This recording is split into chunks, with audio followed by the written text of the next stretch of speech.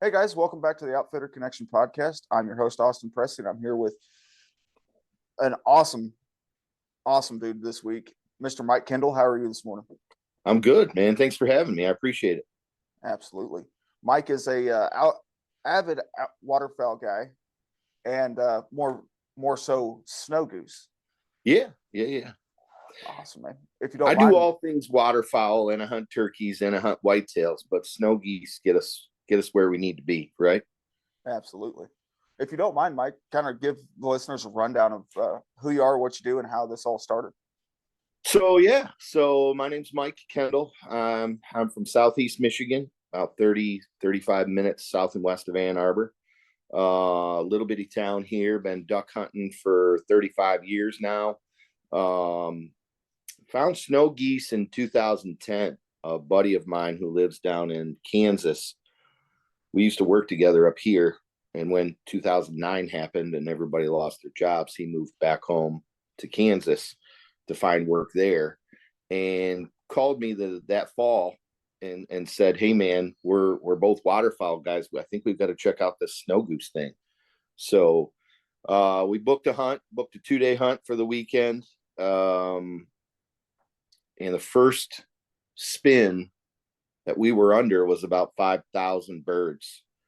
1,000 of them gave it up first pass, and I looked at him and I looked at the outfitter and I said, "I don't care what it takes. I'm going to do this for the rest of my life. This is awesome." So yeah, we hired a guide for a handful of years, trying to get familiar with things and figure out as much as we could about it. And then I bought my own spread in the fall of 2015, and we've basically just been freelancing since 2016 in the Northwest Missouri area. I've also hunted South Dakota. I hunted Illinois a couple of years ago. But Northwest Missouri seems to be our spot. Pretty familiar with the ground down there now. So it's nice to be able to wander around and find them and then gain access to hunt them. And you know, the hard part for us is that we only get to do it for about 7 or 8 days of spring because of jobs and life and the such. So Flipping Birds Apparel Company came about as the result of just a couple of guys sitting around having some sodas after a weekend of hunting and brainstorming a little bit about how could we make just a little bit of money to hunt these things a few more days a year while we put a brand on some apparel that other snow goose hunters could wear, so that when you see them out in public, you're like, "Oh, hey, that guy's as messed up as I am. He's wound up about these things as I am." So that's cool. Everything I do, because I'm a business guy through and through, everything I do is about building connections and the such. And that's really what this has become, because I haven't yet given it the attention that it deserves, in terms of marketing it and pushing the product and so on and so forth. And building an apparel company per se is very hard, because everybody's got their favorite hoodie, everybody's got their favorite t-shirt, their favorite hat, their favorite this and that. So we're more of a brand than we are really an apparel company. I just want other snow goose hunters to appreciate the thought that I've put into the apparel that we sell. All of our t-shirts are a tri-blend cotton, because the last thing I want when I put a t-shirt over my head is for it to feel like I'm just put on a cardboard box. So all of our t-shirts are a tri-blend cotton, super soft. Our hoodies are all fleece lined, mid-weight. So they're, again, a tri-blend cotton, super soft and fleece lined, super comfortable. I'm a big hat guy, so I design all the hats that I have made, from the leather patch when I'm wearing to some of the other ones that we have out there. And it's just about getting it out there to people if we can, but like I said, I've not given it the attention that it deserves yet for it to be much, but I love doing podcasts and stuff like this to kind of get the word out there that we are out there. One of the big things for me when I was putting this adventure together was that everything was affordable for the common guy, right? I don't want to spend $60 on a hooded sweatshirt that's white to go down there and lay in the middle of a muddy field and ruin it in a week, and then throw it in a tote and forget that I even have it, right? So, I make a little bit of nothing on the products that we sell, but that's okay. It's more about making a few dollars for me and having my stuff on people's backs or on their head if it's a hat, or just building the connections with outfitters, with people who are also waterfowl hunters, with guys and gals that know what snow goose hunting is, and know what it offers you. So yeah, I mean, that's just kind of where we're at. We are currently prototyping a decoy for the snow goose hunting industry. That has been a long and laborious process. Just trying to figure out what materials are going to be durable enough to work in a manner that I would be comfortable releasing to the public. But we're right on the edge. We've almost got it finished. I'm super excited to be able to talk about that. Can't do it yet, but I'm super excited to be able to talk about that when we do get it finished. I think it's going to be something that makes a difference in people's spreads in terms of enticing those birds to come down into shooting range for us. So yeah, just kind of excited.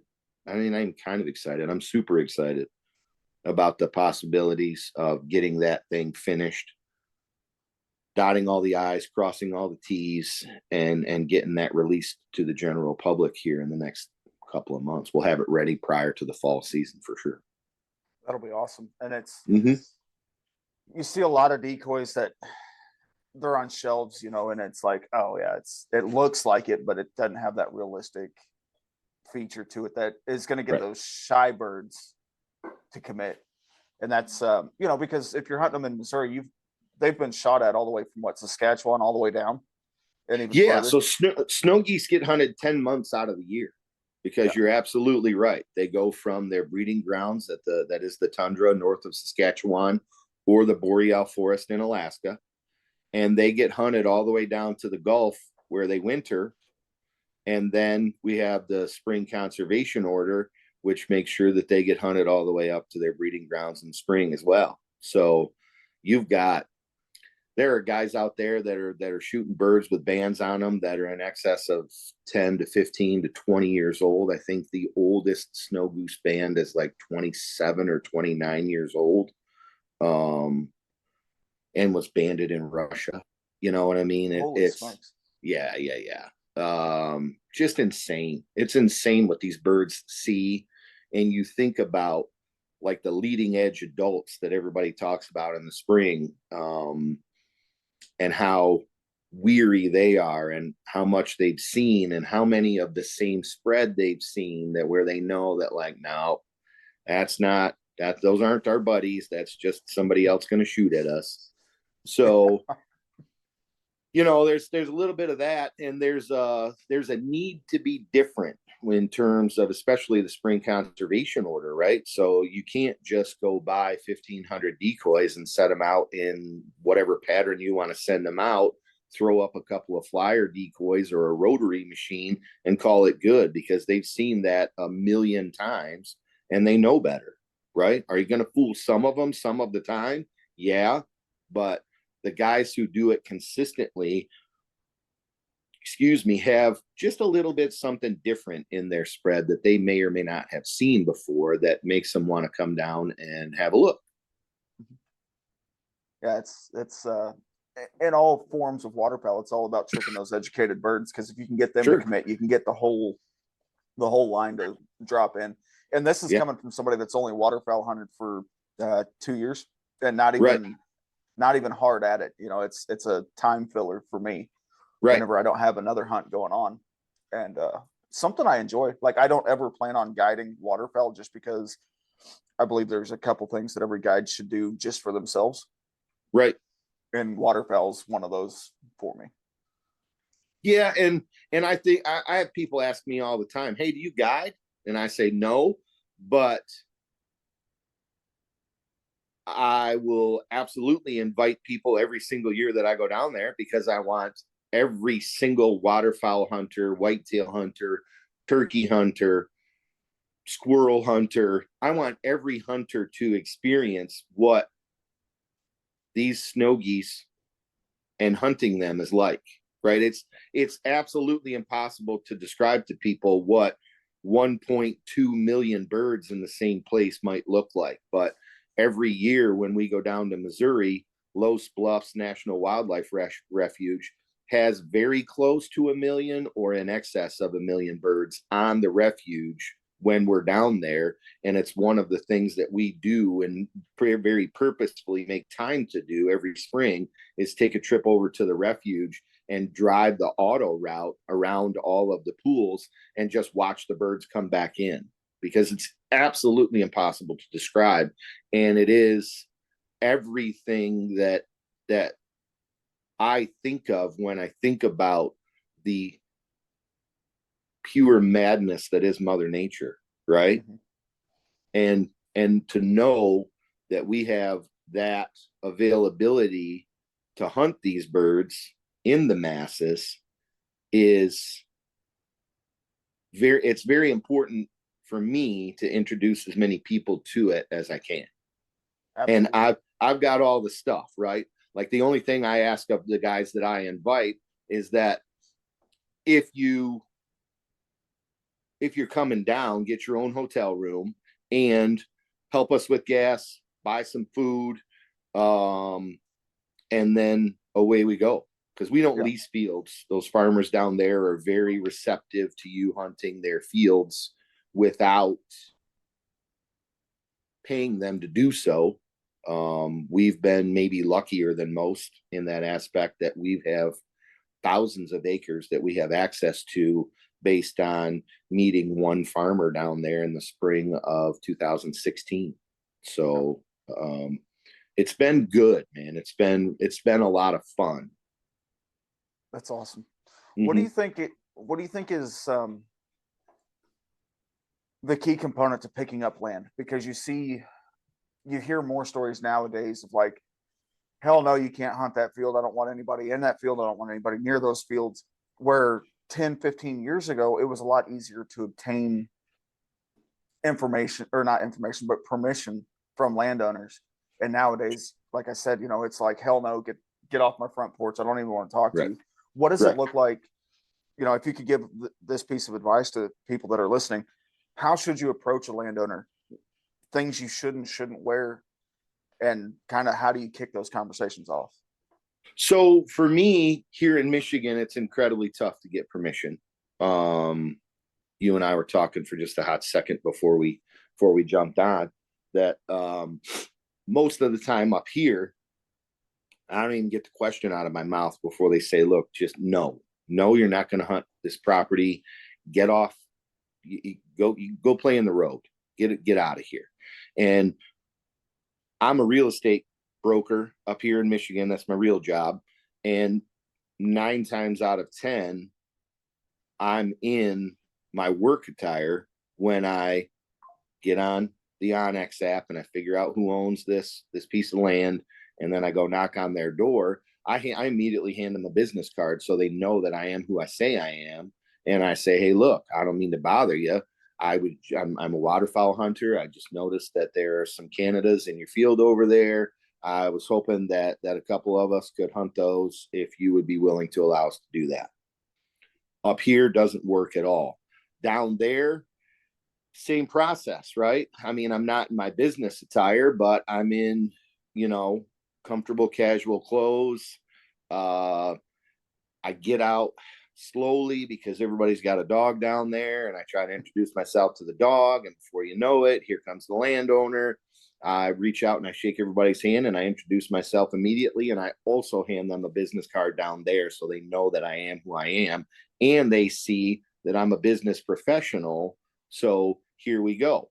This particular spring, for instance, we found a feed went to the landowner's home. She comes out. We introduce ourselves and we talk to her about the piece of property we were looking to hunt. She was like, well, I don't know. And I said, well, ordinarily we're down the street 10 or 15 miles.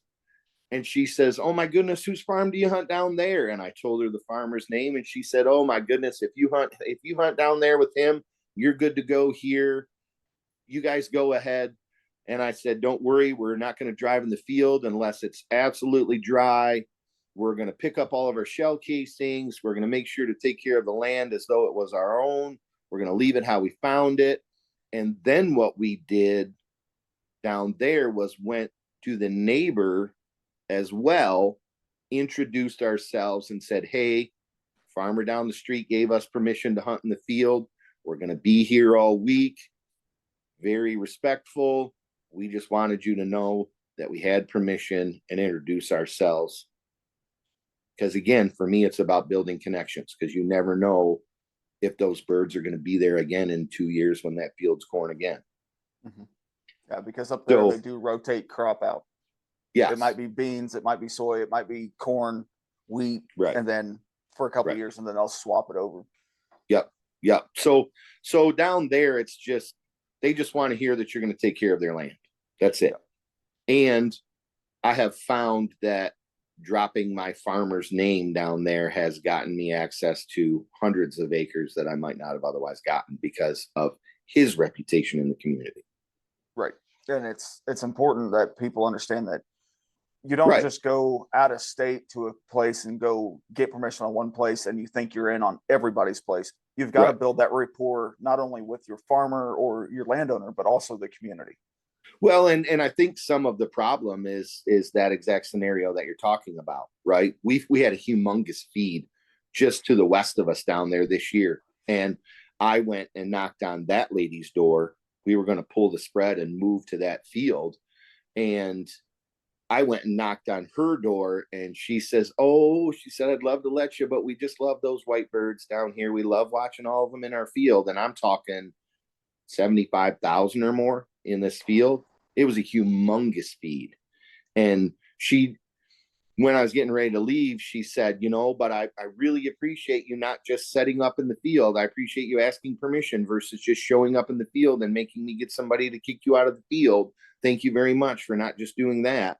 And it's hard to even think about someone doing that. But the reason she said that is clearly because someone has done that before. And I think you hear stories of guys finding birds in a field and then parking their truck and blazing away and then running into the field and grabbing as many of them as they can, throwing them in the back of the truck and then driving off.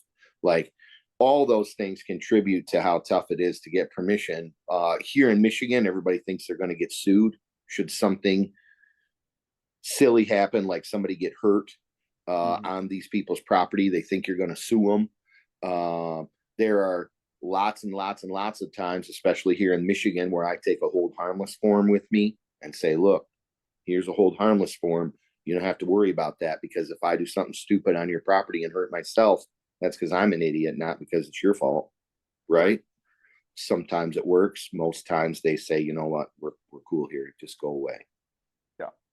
And it's what type of shells do you use for snow goose? Like, I've got my preference, and then I know everybody's got like their own preference for shot and sizes and everything like that. Right. So snow geese don't have an ounce of fat on them. They estimate that they burn 30,000 calories a day when they're migrating. They don't have an ounce of fat on them. So it's, in my opinion, it is easier to kill a snow goose at 40 yards than it is a mallard at 40 yards.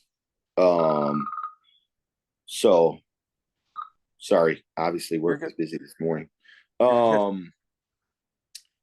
So for me, my favorite shot size is number 3s. I use number 2s or number 3s. I loved the Remington Hypersonic when sorry. You're okay.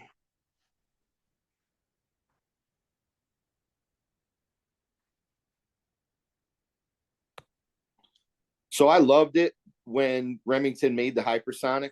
I loved buying that in number threes and shooting both ducks and snows with that.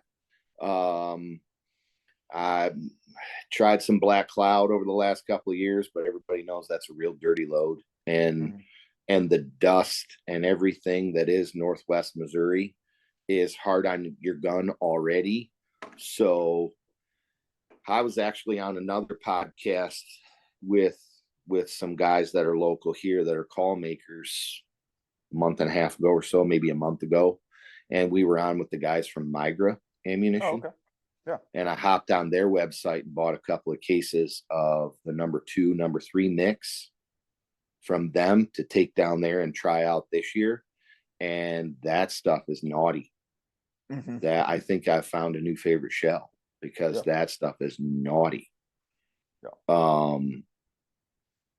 Real nice, just real nice. And the knockdown power that stuff has, even at 45, 50, 60 yards, is hard to describe. It's a really, really good shell. Yeah. I like running Boss 3.5 split, that copper plated bismuth. Sure. It hits like a freight train. I've used it for Lake Erie divers. I've used it for Canada's. I've used it for Sandhill Crane in West Texas. That load, man, I folded a buffle head, I don't know, 50 yards and just absolutely pillowcased him on Lake Erie last year. Right. Like my first diver duck hunt ever. And I was like, holy smokes. And it became it was a confidence builder shell for me because I was shooting Winchester because that was only the second ever waterfowl hunt I've ever done was last November. Right. And holy crap, that Boss 3.5, it is it's some good stuff. It's expensive for listeners that don't know. It is high dollar, and you're getting 25 shells less per case. Yes, because they're 20 per box versus 25. Yep. And so you're getting 50 less per case. 50 less per case. That's what it is. And it's you're paying more, you're getting less shells. But I also found that I'm not pumping 2 or 3 more at a bird whenever I connect. It's when it hits, it hits. And that was what I found with the Migra down there this spring. I was insanely impressed with like how dead these snow geese were. Right. They were dead. Yeah. They weren't hitting the ground flopping or standing. They just no, they were dead. They were dead. Yep. I love it, man. Yeah, it was good stuff, man. It was just one of those things where I had a couple of different buddies in the outdoor industry and the waterfowl industry very specifically say, hey man, you gotta check out this stuff from Migra. These guys, I mean, this is a hard hitting shell. And I had never found anything. So for me, it was about once I started to shoot those Remington hypersonics, they were very much the same, where when you shot something, it was dead. Yeah. So it's been a couple 3 years of holding on to the hypersonic that I have for very special occasions, and then trying to find something that was equal or close to equal to it in terms of just sheer knockdown power. And that I was very impressed with that Migra ammunition down there this spring. Yes, sir. Yeah, and I know several people that shoot Migra and they absolutely love it. And it's one of those things, like everybody's got their preference, right? So some people like Realtree Max 3 camo, some people like Sitka Marsh. It all comes down to a comfortability and a confidence thing. If you're confident in your gear, your gun, your ammo, you're just gonna do a little better. Right. And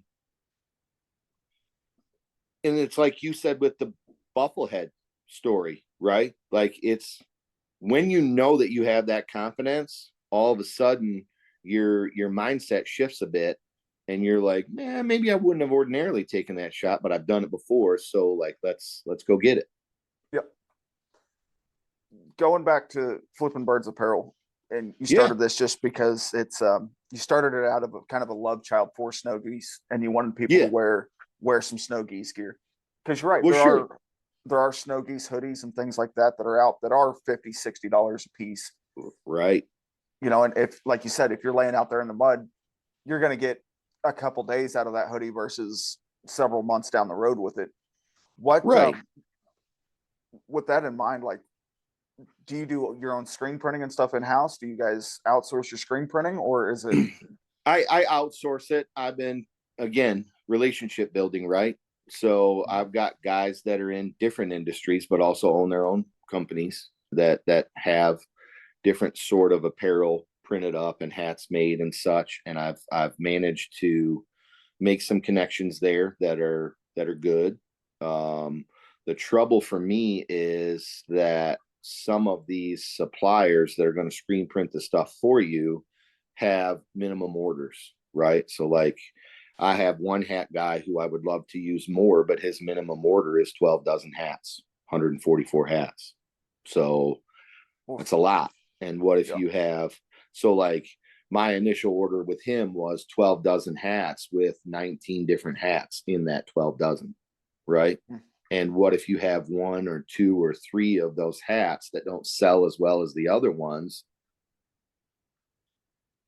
Now you're stuck with 5 dozen hats that are like, what am I going to do with these? Yeah. Right. And I find that the tricky side of also owning an apparel company. It is. We had a design that we thought was really going to take off and do well. It was something that you don't see every day. It's a coyote it's a coyote with a thermal monocular, and then he's got a thermal scope on. Oh, tactical nice. AR, and it says smoke a pack a day on the back. And then on the front, it's got like the old Lucky Strike cigarette box. Nice. With 223 rounds in it. We're like, oh man, this is going to sell great. Shit, I'm sitting on, I don't know, 30 or 40 shirts that just we've sold. Sure. We've sold 4, and it's like, oh shit. Sure. And because I didn't want to get too crazy with stuff, ours are mostly just logo stuff, like hoodies and t-shirts, and I've got some long sleeve camouflage lightweight t-shirts, because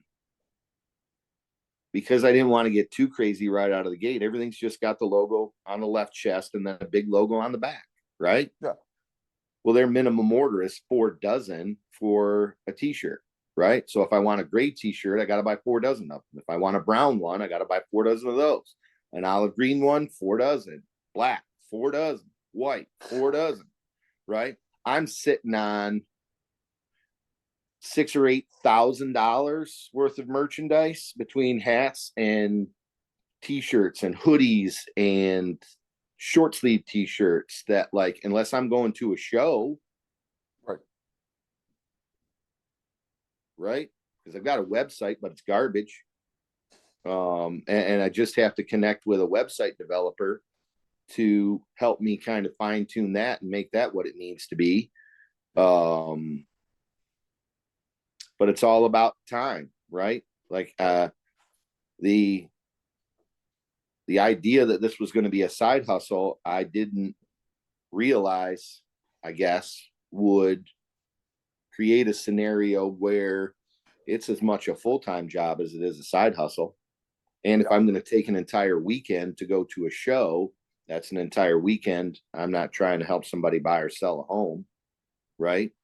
So there are a lot of things that go into it. And for me, it was about building a brand and a logo that was recognizable. I got incredibly lucky that I have a good friend who's an insanely talented graphic artist. And I was able to get what was in here out and into his brain. And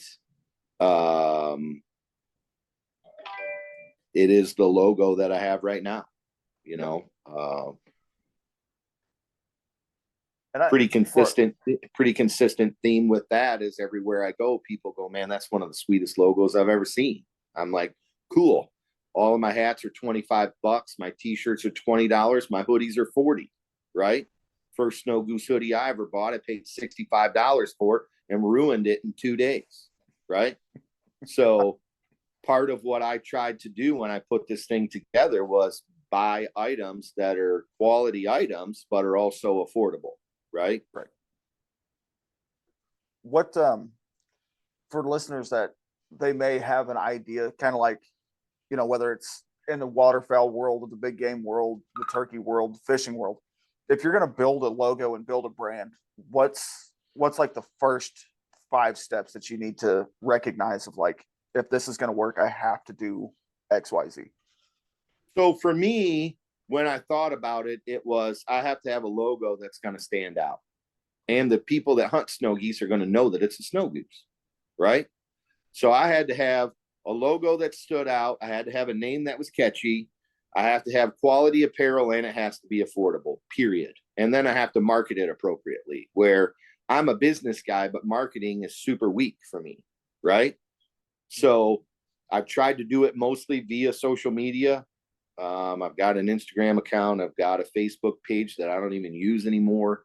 I've fought against creating a TikTok account, but I have finally created a TikTok account. It is not for the apparel company. Maybe that's coming. Maybe it's not, with all the uncertainty in the realm of that.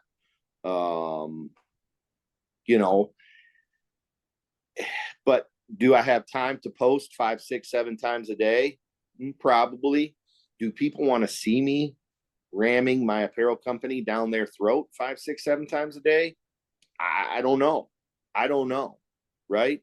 And like I said, I snow goose hunt 7 to 10 days of spring. I do it in the fall, and I like to share different adventures that I have in the fall between deer hunting and waterfowl hunting up here. We go to Kansas every year with an outfitter buddy of mine and hunt down there and just beat the brakes off of them in January, because again, you're in between the end of duck season up here and the start of the spring conservation order. What are you going to do to keep yourself fresh? Right. So for us, it's been, we go down to Kansas, right?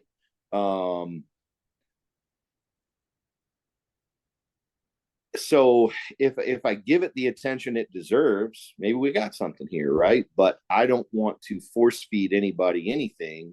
I just want to let people know that I'm out here, that I think that the stuff that we've got is quality, because it was very important to me that it was. And if you're a snow goose hunter, I'd like to think that our stuff's pretty cool. Yeah. If you're a waterfowl hunter in general. Yeah. And that's, I love talking to brands, right? You guys have talked to a couple others, because it's so neat to see like where it started from just an idea to what it is now, and then where it's going in the future.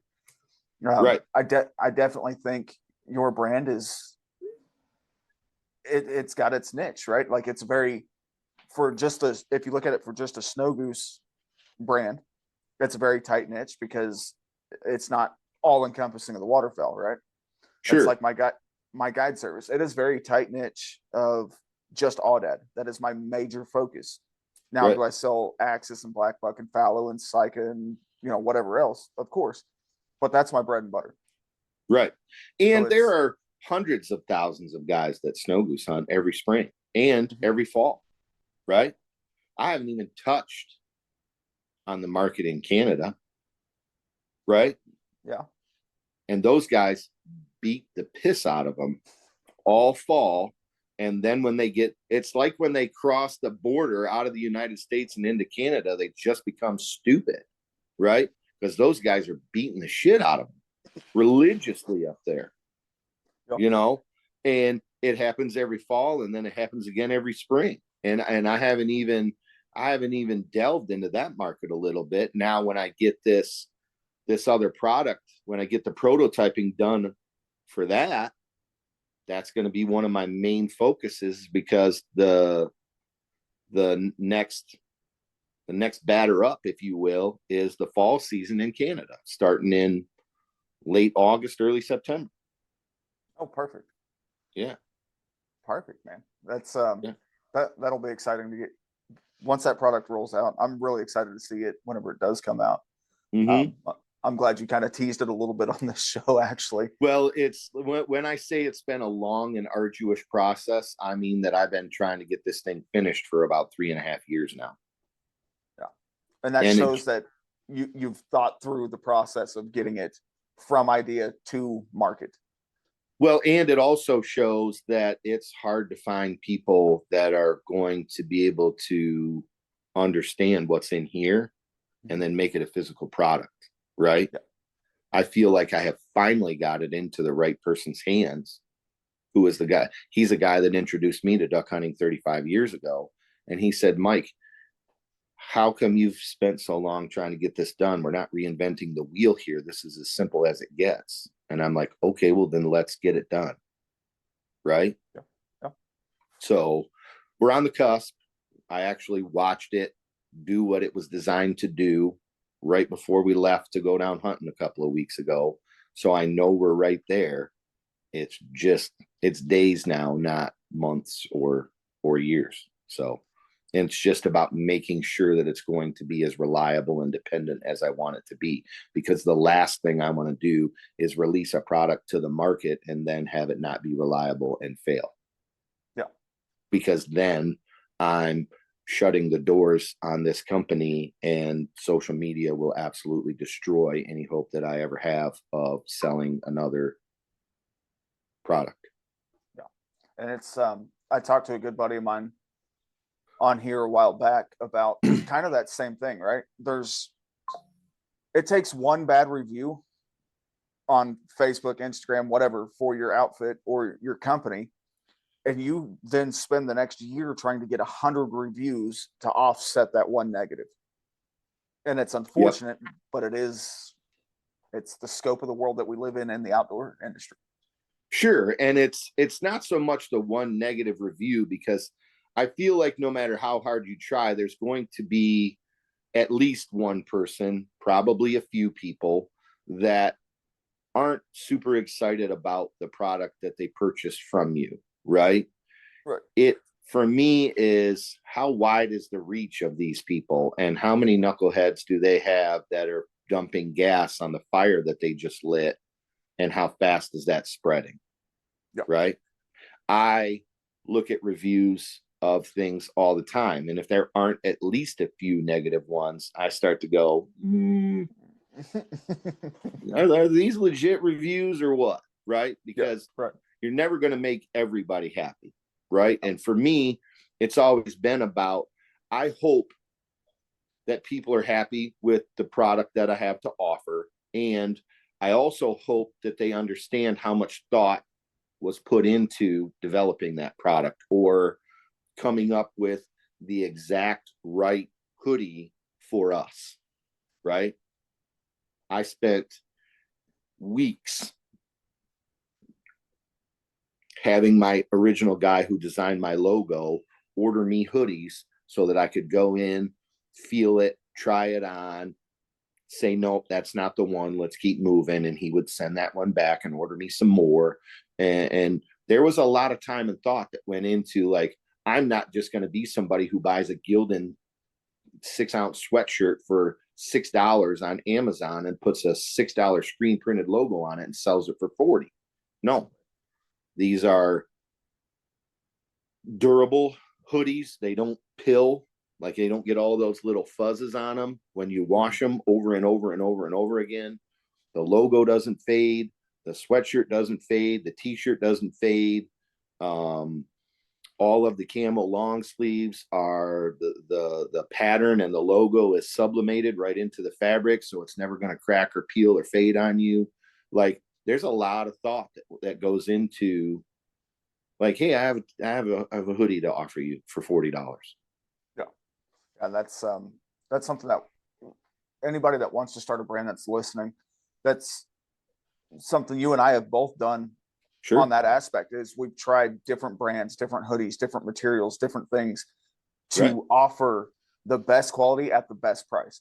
There is, you can step up to some of these more quote unquote premium line hoodies, but they're going to cost you and I to make them. If we order them in bulk, they're going to cost us $20 to order, or $30 or $40 to order per unit.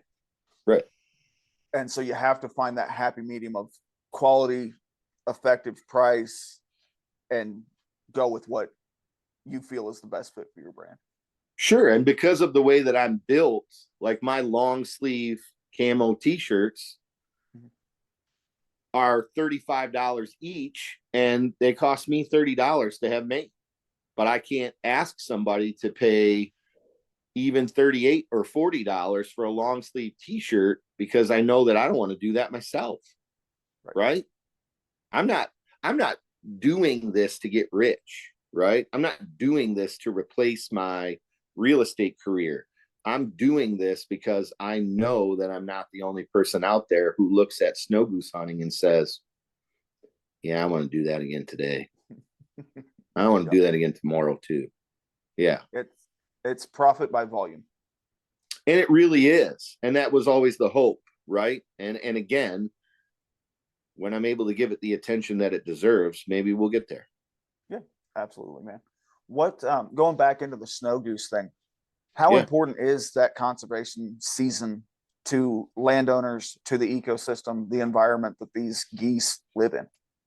Well, so the direct answer to your question is insanely important. The long answer to your question is that the conservation order is not doing what it was designed to do. Okay. Right? Social media has something to do with that. Because as a guide service, you want to put your best foot forward every time you post on social media. So you want to show that, like, everybody that knows anything about snow goose hunting knows that 100 bird day is your magic number. And it's also the most insanely unrealistic expectation that you could ever have of yourself. And is so rare that when you do it, you have to revel in what you've just accomplished, right? Because on average, 20 birds a day is a very good day, a very good day. And 20% of the people that hunt snow geese are killing 80% of the snow geese that get killed every spring, right? The lead edge adults are, if you want to be humiliated and humbled in the most impressive way possible, go hunt the lead edge of the spring migration for snow geese, because they will humble you in a way that no other animal that I've ever hunted has ever humbled me, with the exception of, like, if you're going to try to target a 6 or 6.5-year-old whitetail buck, right? Those lead edge adults are so smart and so weary and so resistant to doing anything other than what they want to do on any given day that, like, 2 springs ago, we waited for 100,000 birds to leave the field we were setting up in the afternoon so that we could hunt it for the next few days. And we set up after they left, and then they short stopped us by 2 fields for 3 straight days, and we watched them eat out a 150-acre cornfield in 3 days, and then they just moved on. Right? But they just do what they want to do. So because you want to put your best foot forward, a lot of these guide services that hunt in Arkansas, Missouri, Kansas, Nebraska, Iowa, both of the Dakotas, and even into Canada, there are a handful of them who say, I'll be on that lead edge and we're going to beat the brakes off of them religiously. And that's why it's going to cost you $600 a day to hunt with us instead of $300 a day to go shoot the juvenile birds that are the bottom third of the migration, because they're not as strong as the adults. They can't fly as far as the adults. They get hungry faster than the adults. And that's where you get outfitters that post, come hunt with us because we're shooting 95 of them a day or whatever the number is per day. Well, they're all juvenile birds, right? And they're not as educated. They're less weary. They're more hungry. They're more tired. They're more apt to come into a decoy spread. And I'll be the first to admit that shooting juvies is as fun as it gets, right?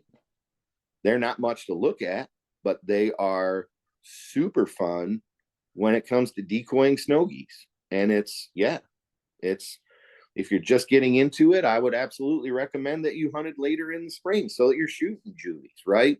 But that's why the conservation order isn't working. It's because the oldest breeding adults are not the ones that are most often getting targeted in this spring conservation order, because everything is about numbers, because I want to be able to post on social media today that we beat the brakes off of them and look at how cool we are. Gotcha. So they almost need to reverse engineer their thinking and hunt that leading edge. You can try. Yeah. Yep. But it's a harder hunt. It's an insanely difficult hunt, right? We did it 3 years ago going down there. I said to the guys that I hunt with every spring, I said, I want to go down early and hunt the leading edge adults. And they were like, okay. I don't know why, but okay. And we took it in the face for 5 days. It was brutal. Did we kill some birds? Yup. Was it really, really, really hard? Also, yeah. Yeah. They just do whatever the hell they want. We reset the spread 3 times in 3 days that spring, because we would find a feed, wait for them to leave, set up. They would feed in the field right next to us the very next morning. We would pick the spread up, move to that field, then they would go back to the field they were in the day before. And I mean, they just do whatever they want. They don't care. There is no rhyme or reason to it. And you will find them in a field that you would ordinarily look at and go, there's no way that snow goose spun and landed into that field. There's no way. But they are there, and they are all the most beautiful blues that you've ever seen, the whitest adults you have ever seen for snow geese, and they're all just chilling because they're safe. Yeah, they've got the game figured out to an extent. They totally do. And that's, I mean, think about if we had to walk around every day looking over our shoulder for 10 months out of 12. And the only time that we knew that we were safe was when we were in our bedroom. Yeah. Everywhere else we went, we were looking over our shoulder, waiting on somebody to harm us. Yeah. It's crazy. I've only ever seen a handful of snow goose spins in my lifetime. Growing up there in Missouri, and then that Arkansas hunt that we were talking about before the show started. And it is absolutely insane to see the crop damage that they can cause. Sure. And the reason for that is that their beaks are designed much differently than a Canada goose or a speckled belly goose's beak is designed. Mother Nature said, I'm going to design this bird because it is such a voracious feeder. I'm going to design this bird's beak in a manner where it is going to bury that beak in the mud and pull that piece of grass out, or that piece of rice or that seed of corn out, root and all. Where a Canada goose or a speckled belly goose will take a piece of grass and just break it off above ground. A snow goose's beak is designed in a way where they pull that piece of grass out, root and all. And that's where the damage to their breeding grounds in the tundra is thought to be coming from. That plus their fecal matter is so acidic that whatever it sits on, it kills over time.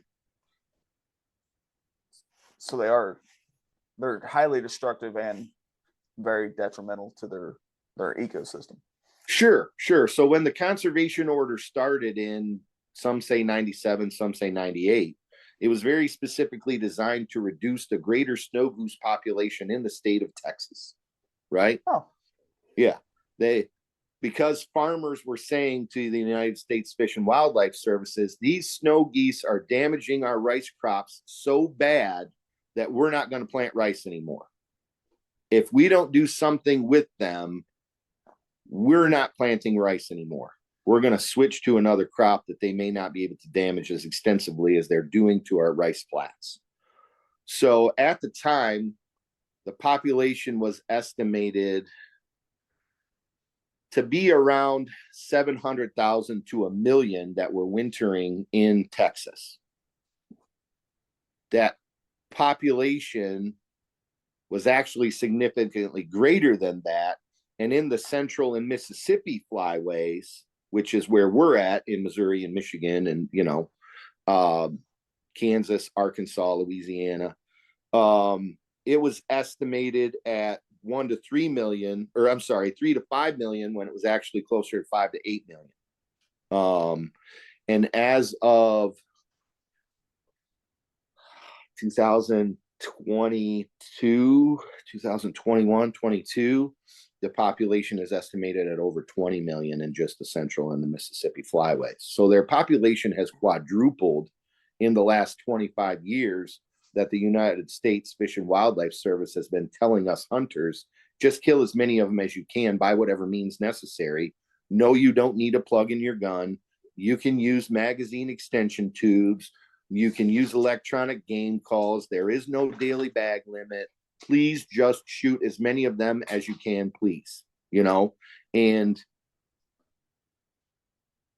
people talk all the time about, you know, how long could the conservation order possibly last if all these people are hunting them and la, la, la, la, la. And they don't ever look at the actual real numbers that are available out there to see that in spite of the conservation order, their numbers have quadrupled, right? So for like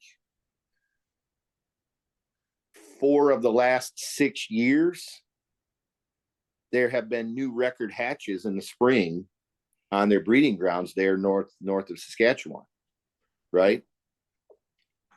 One of the seasons, 90% of the hatch perished, and it didn't negatively affect their population at all because they had a freak snowstorm up there in April, and all of the hens were on the nests already, and they just left the nests, and 90% of the hatch perished. And it never diminished that population at all. That is insane. It was a blip on the radar. The avian influenza outbreak 2 years ago. We were at the refuge down there. It was the day before we left 2 years ago. And as we were driving around, I looked at my kid and I said, there's generally a lot of cripples here, but I've never seen this many. And there were birds with their heads on their backs that were just twitching and swimming in circles. And I said, these can't all be cripples. And we left the very next day to come home.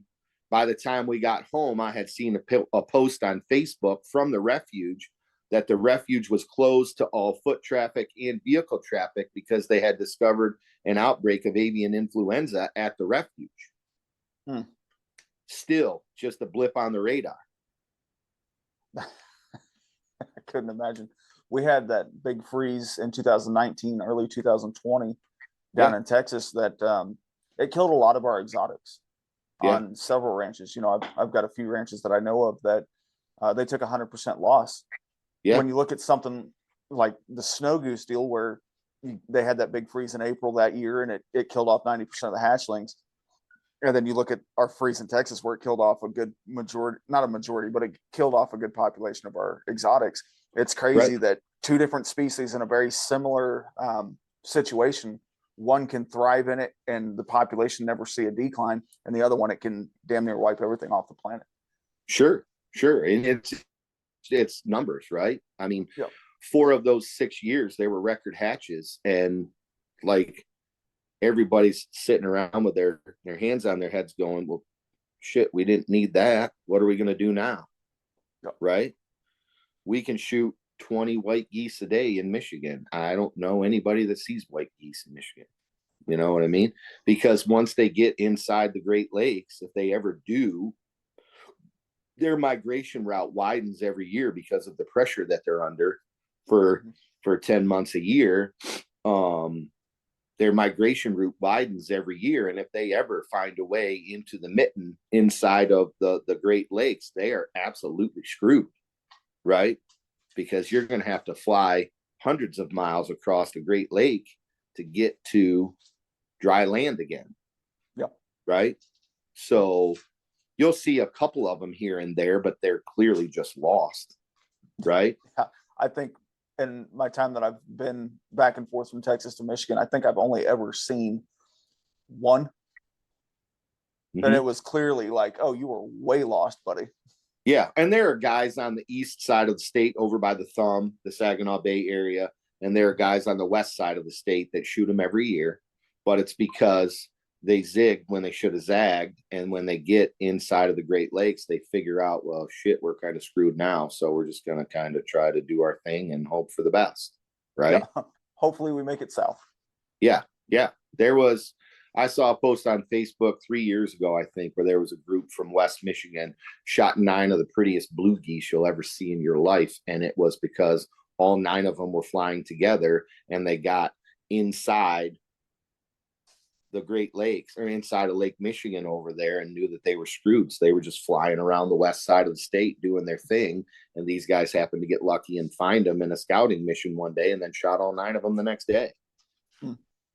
That's and I can see where having those white geese up here in those numbers would be a problem. It would be a problem, both for them and for us, right? Right.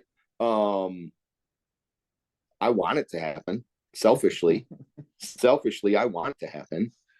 I found 4 of them down here local to me 2 years ago and scouted them for about 2 weeks and could never find them in a field.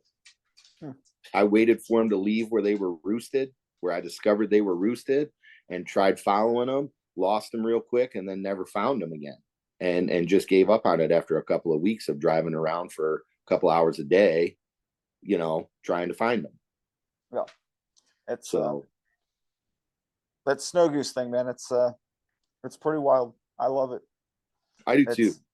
It's something that one of these days I will experience a good snow goose hunt. Well, and as I've told Felicia, like they've got an open invite. I invite people down with us every spring because for me, it's about introducing as many people to it as we can. Every spring, I have people say, yeah, hell yeah, man, count me in. And then 2 days before we leave, they go, shit, man, I can't make it. Right. So it's generally my oldest son and I working our fannies off to try to get all the decoys spread. Takes us about 4 hours to 4.5 hours to set the spread by ourselves. And then it takes us 2 hours to pick it up, get it all back in bags, get it in the trailer, get the blinds taken down, get them in the trailer, So, but it's something I will do for the rest of my days. Yeah. It's fun when you find a passion for something like that. And it's like, okay, I'm going to take X amount of time off every year. And this is just what it is. And I'm going to go do it. I'm going to go enjoy the grind. Yep. I love it, man. And that's 1,000% what it is. It's an absolute grind because you can do everything right. You can set up in the field that they just left the night previous. And then the next morning they get up and go, you know what? I think I'm just going to go somewhere else today. Yeah. We see that a lot with crane up there in the Texas Panhandle too. Oh yeah. You'll set up in the middle of a field. They'll be there thick and heavy. And it's like, all right, we're going to set that field in the morning. Boom, set that field. And then crane literally just fly right over and go, we're going to dump in over here next door. We're all done here. Yeah. Yep. Awesome, man. If you don't mind, kind of tell our listeners where they can find you on social media. And then also, I like to close every episode out with just one good, solid piece of advice for the listeners. So you can find us on Instagram. Like I said, I've got a Facebook page, but I don't use that very much. I'm always available via direct message on Instagram. I'm working on the website, so I can't even give you a website yet. But Instagram, Facebook, you can always reach out to me. And I guess the best piece of advice that I could give anybody in terms of snow goose hunting is just stay the course, man. Be patient and understand that 20 birds a day is an amazing day. You're very rarely, if ever, will you experience a day that is 100 birds or even 50 birds. So if you can do it and you can get 10 to 20 a day, pat yourself on the back because that's a good day. Absolutely. It will be the most frustrating hunting that you will ever do, but when they do it right, it will also be one of the coolest things you'll ever see. I love it, man. I appreciate you coming on. I appreciate you taking that time out of your busy day. Well, I appreciate the opportunity, man. It's been fun. Absolutely. I hope the listeners grab some education out of this and they learn a little bit as well. Yeah, have them reach out to me on Instagram. I'm all about sharing my stuff. I'll ship it to whoever wants it, and away we go. Awesome, brother. I appreciate you. Thanks. Absolutely. I'm gonna hit the end button, and then